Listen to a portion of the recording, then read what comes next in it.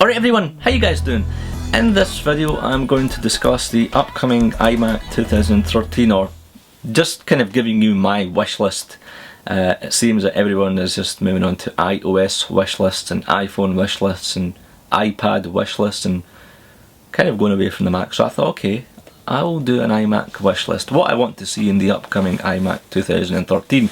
Now the iMac hasn't been updated for over 485 days, which is ridiculous.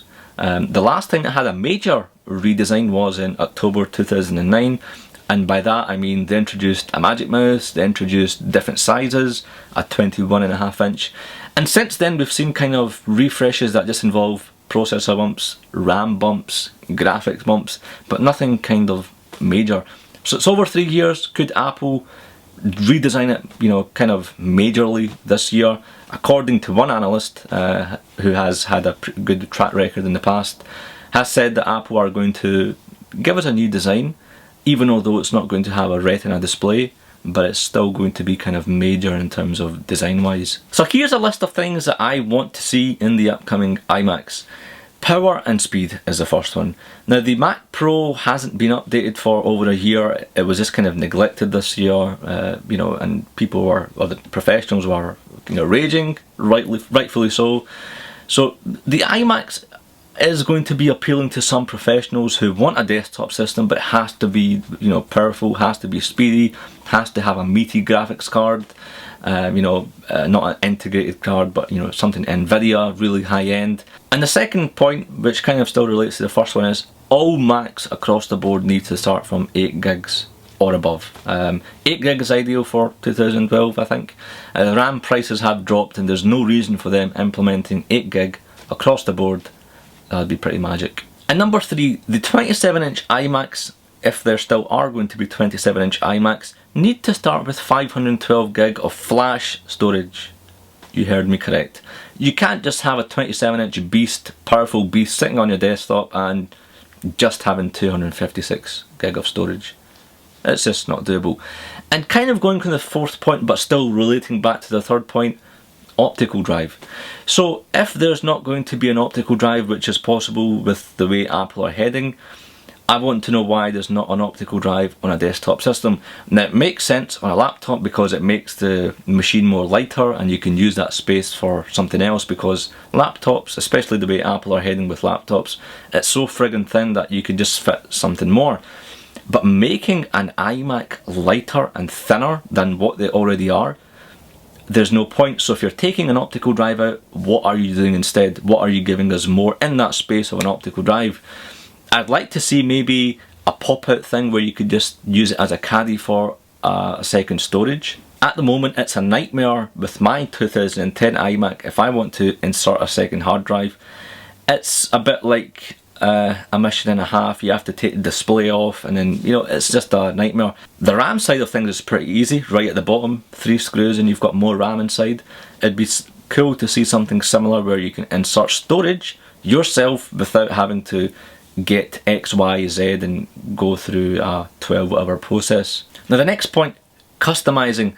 And customizing and Apple just don't go together, especially the route that they're taking with the MacBook Pros and the MacBook Airs, where most of the stuff is locked down, you can't change it, the RAM.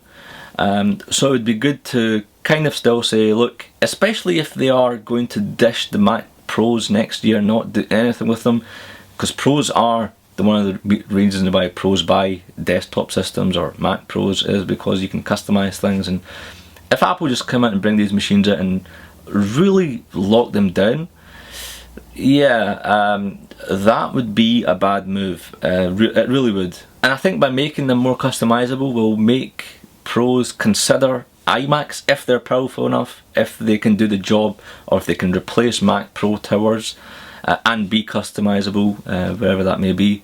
Then it should, you know, put some satisfaction, some happiness on the faces of some Pros. And then next, I think they could do with some more USB ports, USB 3 ports. I've got a 2010 iMac and I'm always 100% of the time using 4 USB ports. In fact, I've got a USB hub which is occupied, but I like using the actual ports on the iMac, to be honest.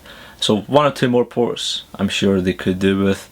And also an HDMI port would be nice, like what they've done with the Retina MacBook Pro.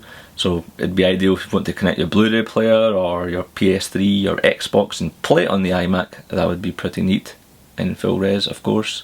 I'm sure they'll be adding 2 or 3 Thunderbolt ports like they've done with the Retina MacBook Pro. And lastly, a new wireless keyboard but backlit. So we've seen quite a lot of patents where Apple have patented their keyboard and there's kind of solar energy coming into it, or the keys are backlit, like as the case with MacBooks. Most MacBooks are backlit, in fact all of them are. So it'd be nice to maybe see a wireless keyboard but backlit, and again it's just these kind of subtle changes that they make. If you remember, in October 2009, the last major redesign, we've seen the introduction of the Magic Mouse, which is great. So could they be introducing a new wireless keyboard? I hope. But guys and girls, that is it for this video. That was my wish list. What is yours? Do you agree with what I'm saying? Do you not agree? Have you waited out on iMac so far? What is going to be the killer deal for you? What is going to make you hand your monies over, or your cash, your notes over to Apple, or your NFCs? That's not happening, is it? Because the iPhone 5 is not expected to have NFC chipsets. But what is going to make you kind of hand your money over to Apple for an iMac? Leave it in the comments below. A video response would be even more epic. See you in the next video. Whether Cheers. it be an iPhone, a Nokia, HTC, Samsung, heck, any smartphone on the market, it's compatible with our garments. There is indeed a pocket for this and a pocket for that.